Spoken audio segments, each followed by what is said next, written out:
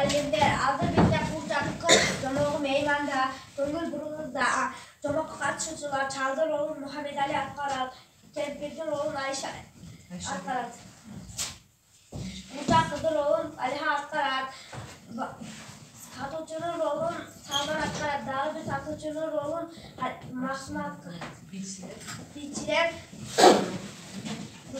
Ruhayı Ali Abdülhalil Umar Kadırbek Umar Anat Berişet Silgeli tam melek kempi balıklı ağlardım bir de ermek olur ulu kılıç o iken ağlar bu ayabaya konuşur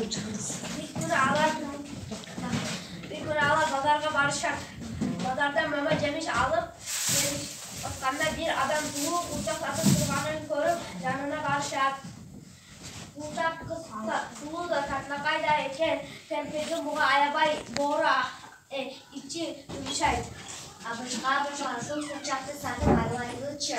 Maku pancasom. Esminsom. Beresis meka. Pancasom ko. Esminsom ko. 정말 다 부사가 알던 거 있었지. 아까 보야 참 doktor. Maku orang bismillah pancasom.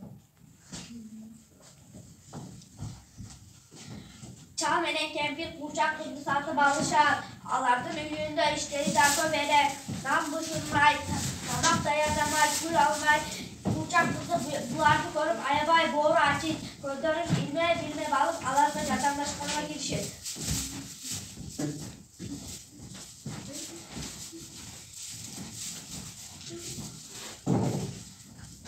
Kurçak, uşentim, çağmenen kempir elbek kurçak kızı balık onuna ayabay Vanışıp elge elbek koy beri şehir